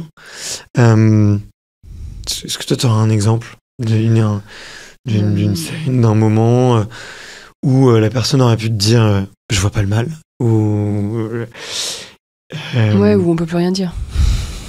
Exactement. Cette fameuse phrase. C'était drôle, je comprends pas. Ouais, non, mais il y a beaucoup de blagues comme ça qui sont des blagues qui sont très sexualisées et souvent soit à connotation sexiste où la femme devient un objet sexuel, soit à connotation homophobe avec une insulte qui est quand même bien ancrée dans le milieu sportif que je donnerai pas, mais qui est homophobe. Et effectivement, une fois, j'explique, je reprends un groupe et je leur dis, mais est-ce que vous vous rendez compte que ce que vous venez de faire là, c'est homophobe? Mais non, c'est bon, on rigole, c'est entre nous. Je dis, ouais, mais là, en faisant ça, vous laissez quelle place à la personne qui est de la communauté LGBT? Non, mais c'est bon, autour de nous, il n'y a personne là, à part toi. Je dis, ok, à part moi, mais qu'est-ce que t'en sais en fait? Si la personne, elle le dit pas, c'est qu'il y a une raison. C'est que vous lui laissez pas la place. Ah ouais, mais comment on peut savoir? Je dis, bah commencez par faire de la place en fait. Donc, parce que ces personnes-là, elles existent. Et si aujourd'hui, elles sont pas là aujourd'hui avec nous, c'est qu'elles n'ont pas la place d'exister. Et voilà, et pourtant, c'est pas une violence. Voilà, mais c'est ce qui me choque, c'est de ne pas avoir conscience de la place qu'on prend et de celle qu'on vole. De par son confort ou son besoin mais c'est pareil avec le sexisme, hein, quand il y a des blagues sexuelles qui sont faites à tout bout de champ et que on parle de certaines, de femmes comme de la chair sexuelle, c'est pareil, on laisse pas la place à la femme de s'exprimer, on laisse pas et c'est encore pire, on impose aux femmes de répondre à ces normes sexuelles là et très souvent elles s'y retrouvent pas, quoi. Donc ça, c'est un exemple qui pourtant est très anodin, mais qui moi me heurte parce que il est tellement fréquent que ça montre l'ampleur du travail qu'il y a à accomplir. Il y a des gens qui sont sentis visés dans ton engagement ou dans certaines revendications? Ah oui, je pense, à commencer par le staff de l'équipe de France. C'est parti, on a eu 3 ans un peu compliqués où où je savais que si je voulais aller jusqu'à Paris, je repartais avec le même staff, et qui, pour moi, il était hors de question de vivre les mêmes jeux que ce que j'ai vécu à Tokyo. Et effectivement, j'ai pris la décision de tout mettre par écrit, de donner le document au comité paralympique et de leur dire voilà ce qui s'est passé, comment ça fonctionne. Maintenant que c'est par écrit et que je vous ai donné le document, voilà, c'est soit vous validez, soit il y a des changements qui se font, quoi. Et même si ça a été 3 ans compliqués, ce qui m'a en tout cas apporté espoir, c'est que la discussion et l'argumentation ont fait que, même si c'est les mêmes personnes qui sont restées à ce staff-là, en tout cas, le mode de pensée sur le moment et le mode de fonctionnement a changé. Et j'ai pas du tout vécu les mêmes jeux. Voilà. Et au moins, ça montre que une personne discriminée qui prend la parole et qui exprime une forme de colère, surtout quand c'est une femme, n'est pas que hystérique. Et que avec de la discussion, avec de l'échange, on peut arriver à des changements qui font que tout le monde se retrouve à sa place et tout le monde trouve sa place dans un environnement. Ok. Voilà. Donc ça fait bouger les choses autour de toi. Ouais. Bravo.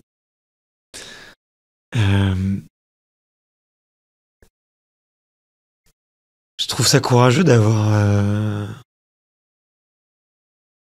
pris le problème un peu, tu vois, de front, d'avoir essayé, tu vois, d'avoir une influence, quitte à presque rentrer en conflit, plutôt que d'essayer de changer le paradigme, tu vois, et de, comme tu disais, choisir ta famille, enfin, tu vois, ou choisir, du coup, tes partenaires d'entraînement, ou les gens qui s'y allient, ou peut-être que tu n'avais pas le choix aussi. Ma démarche, elle s'inscrit là-dedans. On reparle de famille choisie, mais ça s'inscrit dans cette notion d'honnêteté avec soi-même. C'est-à-dire que quand je rentre de Tokyo, voilà, je me dis, soit t'arrêtes maintenant, parce que repartir pour ça, c'est hors de question, même s'il y a des médailles, même si c'est pas ça qui m'anime.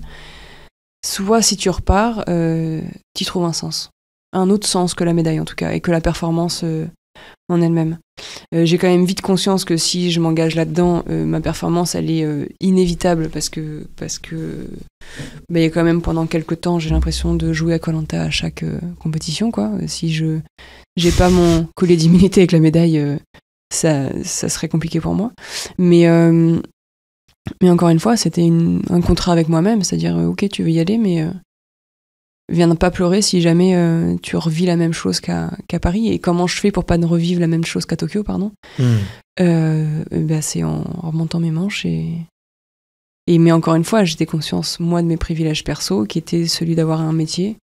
Et de, voilà, si je me faisais éjecter à ce moment-là, ou non sélectionnée, ou... T'avais un filet de sécurité. J'avais un filet de sécurité qui était plus que confortable. Donc, voilà. J'avais... Au retour de Tokyo, j'avais évalué ce que je pouvais faire avec ce que j'avais, et je suis partie là-dedans. Et ça n'a pas été de tout repos. Il y a eu des moments qui ont été très durs, mais et même des moments où j'ai eu envie d'arrêter. Mais voilà. À la fin, elle n'est que plus belle. Ok. Merci de partager tout ça. J'imagine que c'était pas une partie de plaisir tout le temps. Et ça fait partie aussi peut-être des raisons pour lesquelles tu as choisi d'arrêter ta carrière. Les raisons pour lesquelles j'ai choisi d'arrêter ma carrière, encore une fois, c'est en essayant d'être connectée avec moi. C'est-à-dire qu'aujourd'hui, mon corps, il me dit clairement, je t'ai donné ce que j'avais à te donner, maintenant, laisse-moi tranquille. Sur la fin de ma préparation, je sentais que voilà, les performances que j'allais sortir à Paris, si tout était réuni, j'aurais du mal à faire mieux quand je vois tout ce que j'ai mis en place avec mon staff perso, avec mon organisation. Je vois pas comment est-ce que je pourrais améliorer tout ça.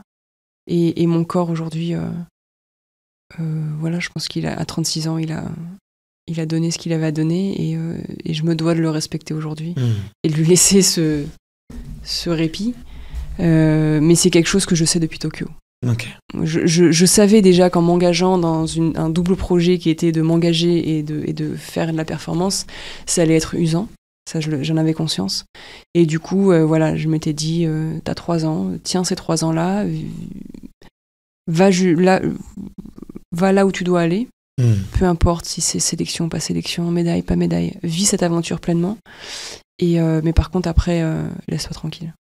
Ok. Voilà, c'était un peu le deal, quoi, avec moi. Ok. Il y a... Dans certains sports paralympiques, on voit des athlètes performer jusqu'à très tard. Il en est où pour le cyclisme paralympique Ah bah c'est aussi le cas, hein. On a quand même une Anglaise, une certaine dame, Sarah Storey, qui est championne paralympique de course en ligne et de contre-la-montre sur route à Paris, là, à 46 ans. 46 ans ? Ouais. Ok. Donc maintenant, on peut performer longtemps. Enfin, après, elle, c'est un peu un ovni, j'ai envie de dire, dans le milieu. Mais oui, il y a Jenny Longo aussi. Ouais, non, mais voilà. Non, mais je crois qu'elle a encore gagné des courses là récemment. En master, mais non, c'est un sport. C'est un sport où on se blesse pas, hormis les chutes. C'est pas un sport à contrainte. C'est pas comme la course à pied où il y a énormément de contraintes mécaniques, où on abîme les articulations, ou comme l'escrime où à 25 ans ils ont déjà un corps de 40 voire 45. C'est pas un sport à contrainte. Si on arrive à pas trop chuter et à pas trop se casser de clavicule ou plus, parce que là on a vu récemment il y a des accidents dramatiques, mais si voilà, hormis la chute, c'est un sport qui est même bon pour le corps. Il n'y a pas d'impact. Si le vélo est bien réglé, on peut en faire très longtemps. Ouais, ok. Ouais, c'est vrai. Ouais. Il y a d'autres sports que tu aurais pu aimer faire? Tu parlais d'arriver dans le vélo par contrainte. Il y a... Tout à l'heure, je l'ai pas relevé, mais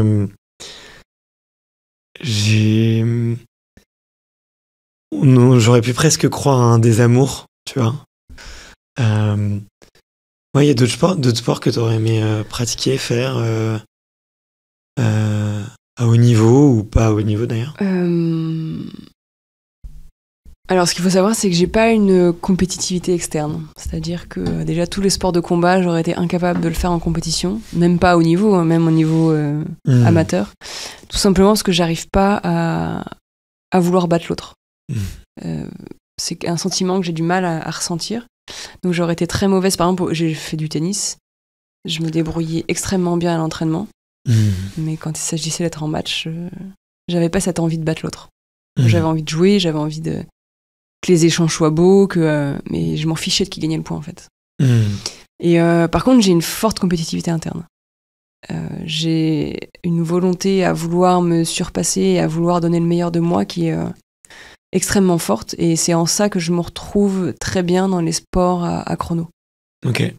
Que ce soit le 500 mètres ou la poursuite sur la piste, c'est 2 sports où il faut faire des chronos, où je peux me dire je m'en fiche de la performance des autres. De toute façon, je la contrôle pas. Donc, et ça me va très bien ce genre d'effort. Ce qui fait que, en termes de sport, j'ai beaucoup plus à cœur de mettre du plaisir dans ma pratique, dans la maîtrise du sport, dans la beauté du geste, dans la maîtrise technique du sport et dans la découverte de mon corps, qu'en fait, si j'avais pas eu cette découverte du handisport et que j'avais pas eu cette malformation-là, je pense que je serais restée dans une pratique très diversifiée du sport. À vouloir découvrir, à vouloir maîtriser techniquement un sport pour prendre du plaisir sans forcément aller dans la compétition. Parce que vraiment, avant d'être limitée, voilà, j'ai skié, mais dans le ski, je suis allée tester le snow, je suis allée tester le télémark, j'ai été surfer, j'ai testé le longboard en skate, du hand, du rugby, du volley, du basket, du foot, voilà, le tennis, la natation, je suis partie un peu dans tous les sports, et à chaque fois que j'avais cette sensation de maîtriser la technique du sport pour prendre du plaisir, et ben j'allais voir autre chose. Et j'étais plus là-dedans, quoi. Ok. La compétition, c'était pas quelque chose qui m'animait au premier plan. C'est venu tardivement avec le handisport, où je me suis dit, tiens, je vais pouvoir mesurer à des filles qui ont globalement le même niveau de handicap, et je vais voir ce que ça donne. Et au final, je me suis plus dans les épreuves chronométrées où j'avais pas besoin de m'occuper des autres, quoi. Ok, je comprends mieux. Est-ce que j'ai des petites questions de la fin? Oui, j'ai des questions de la fin. Est-ce que tu lis? J'essaye. Ok. J'ai des périodes où je lis, j'ai des périodes où je lis moins. Et en ce moment, je lis moins. C'est quoi le dernier film qui t'a beaucoup plu, qui t'a marqué? Le dernier film qui m'a marqué, je l'ai regardé il y a pas longtemps pourtant, il s'appelle Perfect Days. Ok. C'est un film japonais. Déjà parce que je l'ai regardé parce que il est prévu que je parte au Japon dans pas longtemps. Qui est un film qui raconte le quotidien d'une personne, d'un homme qui nettoie les toilettes publiques et japonaises. Et il se passe pas grand chose dans le film, mais il y a une forme de douceur et par contre l'image est extrêmement belle et il dure 2 heures et pourtant je me suis laissé prendre par un film où l'action n'est pas non plus débordante. Donc voilà. Ok. Quel message t'en as tiré de ce film? Il a un côté un peu contemplatif et pourtant et en plus contemplatif dans un milieu qui est très anodin comme des toilettes publiques qui sont pas le lieu le plus attractif d'une ville. On arrive quand même, en tout cas le réalisateur arrive quand même à en faire une beauté, donc voilà. Ok. C'est un peu comme les rencontres. Ne rien minimiser et ne rien toujours honorer la rencontre ou l'endroit où on est. Ouais. J'ai du mal, moi, avec les films et les livres et les musiques. Tu vois, si ça me plaît pas, j'ai très vite l'impression de perdre mon temps. Moi aussi, mais là, en l'occurrence, avec les gens, il y a un effort, tu vois, de chercher le bon chez les autres. Tu vois, je vois ça même comme un exercice un peu introspectif, tu vois, aller voir les qualités chez les autres, aller à observer, à mieux comprendre. Tu vois, j'ai l'impression de me développer. Autant regarder un film ou de lire un livre qui ne me parle pas, je peux pas trouver la carotte. Moi non plus, mais là, en l'occurrence, ce qui m'avait marqué, c'est que au premier plan, je me dis, waouh, ça va être long. Et en fait, la beauté de la réalisation, la beauté des images, de la musique, fait qu'en fait, moi, ça m'a emmené. Et comme quoi, le premier jugement n'est pas forcément le meilleur, quoi. Je viens de regarder mes notes. Il y a une question que j'ai oubliée, qui est très épineuse. Dis-moi. Durant les jeux, il y a 3 ou 4 semaines avant les jeux, il y a des médias qui ont rappelé qu'un joueur de beach volley néerlandais avait été accusé quand il avait 20 ans, une vingtaine d'années, je crois 19 ans. Je sais plus exactement quelle était son accusation. J'ai pas noté dans ma question, mais je crois que c'était d'agression sexuelle sur mineur. Un viol sur mineur, je crois même. Et qui a été sélectionné. Qui a joué. J'ai un copain qui était dans le stade ce jour-là. Il m'a dit ça devait être le pire moment de sa vie, le type. Parce qu'à chaque fois. C'est pire que celui qu'il a fait vivre à la petite. Probablement. Très probablement. Et je me suis dit, tiens, ça fait réagir parce que c'est un débat où il y a la notion de pardon. La notion de pardon, elle est ancrée, tu vois, dans toutes les religions monothéistes. Ça reste le premier truc. Encore plus dans la religion, dans la religion catholique, dans les religions catholiques.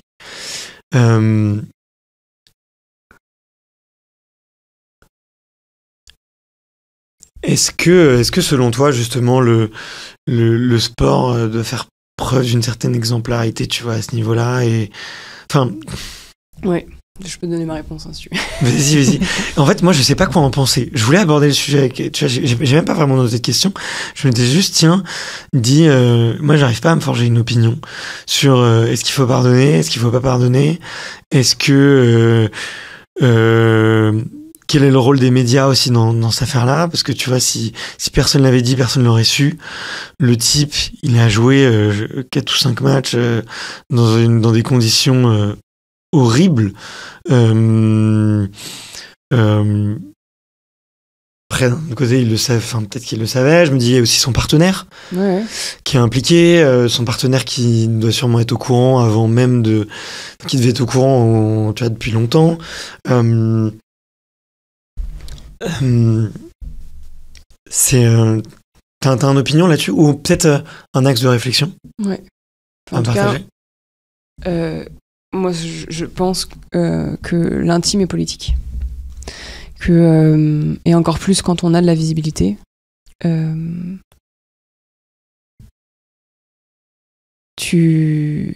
que tu fais dans ta vie privée, que tu le veuilles ou non, a un impact. Que tu portes telle fringue, que t'écoutes telle musique, que des trucs qui peuvent être minimes en fait, ça a un impact. Tu vas toucher des gens avec, et encore plus quand t'as une visibilité. Je sais pas moi, tu vois toi quelqu'un qui a été accusé et condamné pour agression sexuelle sur mineur, champion olympique. C'est quoi les valeurs que tu transmets là-dedans? C'est quoi oui, il y a le pardon. Maintenant, aujourd'hui, la culture du viol, elle est tellement encore ancrée dans la société. Elle est tellement, quand on voit à quel point on décrédibilise les paroles des victimes, à quel point il y a là, enfin, là, il y a encore eu cette histoire avec le meurtre de Philippines où on en parle parce que la personne est d'origine maghrébine et que ça sert bien à certains politiques et certains partis, mais que par contre, quand il s'agit d'un autre procès pour multiples viols sur une femme droguée, là, on justifie par des arguments abjects ces actes-là. On n'est pas dans la temporalité où on peut pardonner publiquement. Oui, bien sûr, il a fait sa peine. Mais le combat, en fait, ça vient anéantir des années et des heures de travail et de combat des associations et des personnes qui essayent de déconstruire cette culture du viol qui est encore aujourd'hui. Et c'était pas la bonne temporalité. Pour moi, il a purgé sa peine, mais je le redis, ce qu'il a vécu, c'est bien moindre que ce qu'il a fait vivre à cette jeune fille, à cet enfant, quoi. Donc, je veux dire, il voulait pas le vivre, il y avait qu'à pas agresser. Et puis, il voulait pas le vivre, il y avait qu'à pas venir. Enfin, mais pour moi, le message, il est pas à sa place. Ok. Tu penses que du coup, il y a une peine judiciaire, tu vois, et une peine morale ou publique, tu vois, qui est beaucoup plus longue? Ce que je pense, c'est que l'avancée du combat, il est tellement minime, et surtout en France où on voit le nombre d'agressions et d'agresseurs sexuels qui ne sont pas condamnés.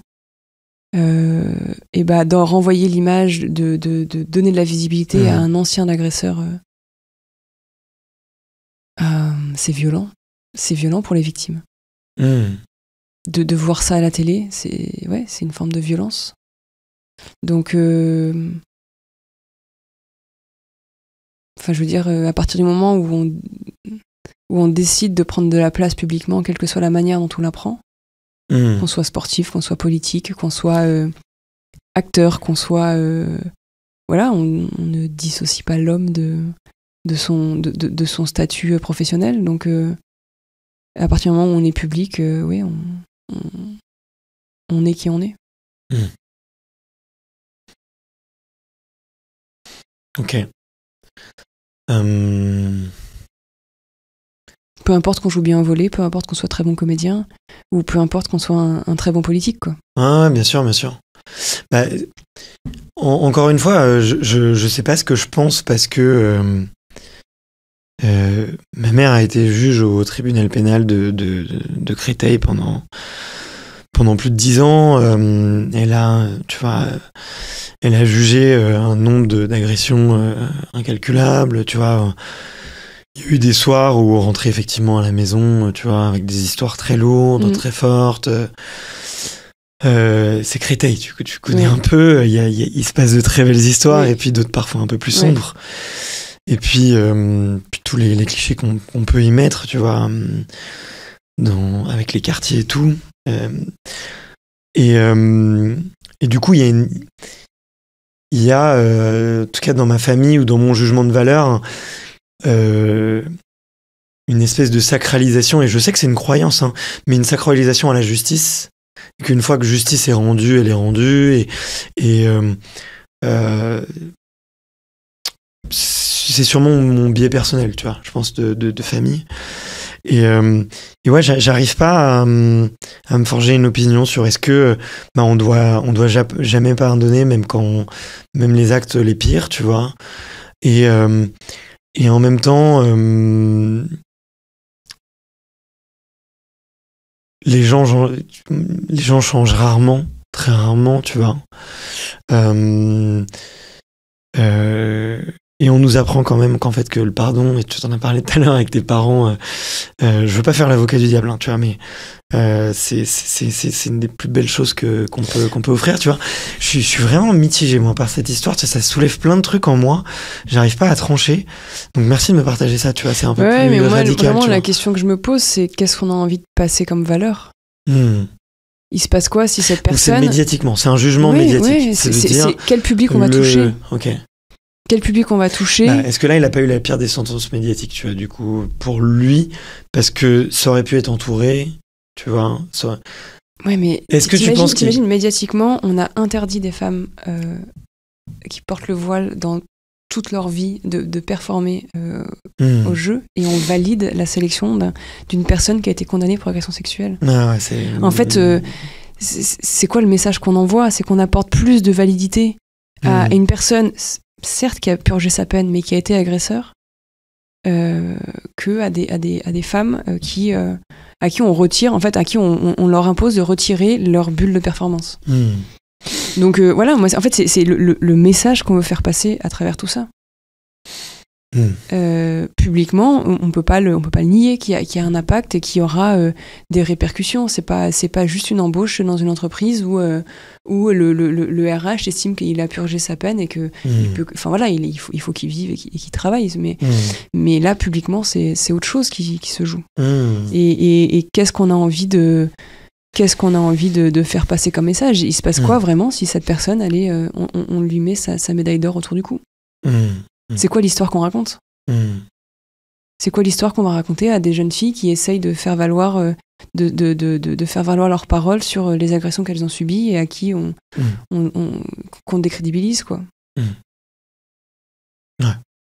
Enfin, moi, à ce moment-là, je me mets plus du côté de ces personnes-là que des agresseurs qui ont purgé leur peine et voilà, s'il a le niveau pour être en club et jouer au haut niveau, j'imagine qu'il a, enfin voilà, s'il a le niveau pour, j'imagine qu'il est pas à plaindre non plus pour trouver des postes de jeu, quoi. Enfin, voilà, c'est ce qu'on veut envoyer comme message. On va au-delà de la performance et c'est encore et c'est en ça où les jeux, c'est quand même, voilà, c'est une fête qui regroupe tout le monde et ne pas prendre en compte tout le monde, c'est ouais, c'est mon avis, quoi. Ouais. Les Jeux Olympiques, ça va au-delà de la médaille, ça va au-delà de la performance pour moi. C'est une histoire, c'est des émotions qui vont se raconter, qui vont se transmettre, et tu peux pas raconter de belles histoires avec un début. Ou alors, en tout cas, il faudrait plus de temps. Ouais, c'est vrai. Merci de me partager ça. Désolée, c'est un peu radical. Ça me fait réfléchir. Non, mais ça me fait réfléchir. Tu vois, et puis il y a une partie de moi qui me dit, en fait, finalement, le fait qu'il ait été là, il a quand même vécu une grosse punition aussi, tu vois. Oui. Parce que je pense que la punition, mais libre à lui de pas y aller, en fait. Il s'en doutait. Même quand c'est sorti dans les médias, une fois que c'est sorti, tu te doutes bien que tu fais pas l'unanimité, quoi. Et tu peux toujours te retirer et mettre le remplaçant. Je pense qu'il s'est pas rendu compte, notamment avec la barrière de la langue, parce qu'en France, ça a énormément fait parler. Et je pense que qu'en Hollande, moins. Ouais. Ça a été, tu vois, je pense que médiatiquement, ça a été plus passé sous silence. Mais après, encore une fois, on n'a pas le même niveau de justice. En Hollande, on sait que les prisons sont vides et qu'on peut aller en prison juste pour un excès de vitesse avec alcool. Nous, en France, on n'est pas punis. On n'a pas le même... peut-être du coup la même notion de sanction judiciaire. Peut-être qu'en Hollande, tout le monde est puni à juste titre pour ses actes. Peut-être. Parce que la densité dans les prisons n'est pas celle qu'on a en France et que la loi est peut-être respectée ou en tout cas appliquée de manière différente. Nous, en France, on n'est pas capable d'appliquer la plupart des peines, quoi. Donc voilà, c'est deux environnements différents et pour le coup, c'est un manque de je sais pas, de prévoyance ou de curiosité de pas s'être connecté avec le pays dans lequel tu vas être accueilli et d'évaluer ça. C'est un peu comme si moi j'allais performer dans un pays qui est totalement homophobe et lesbophobe et que je m'en souciais pas, quoi. Effectivement, je vais arriver là-bas, je vais me prendre une violence inouïe dans la figure, voire même des sanctions judiciaires. Voilà, c'est... Ouais. Ça relève de ça pour moi. T'as conscience de ça, qu'il y a des pays dans lesquels tu peux plus aller, par exemple? Ouais. Ouais. Mais du coup, c'est pas des pays dans lesquels j'ai spécialement envie d'aller.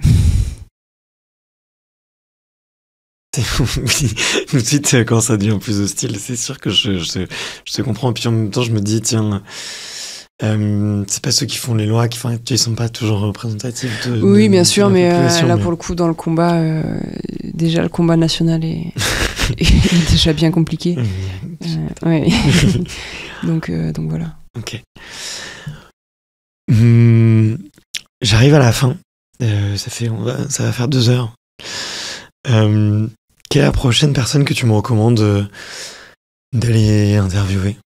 À qui t'aimerais tendre le micro? Moi, j'aimerais beaucoup que tu laisses la place à Dimitri Pavadé.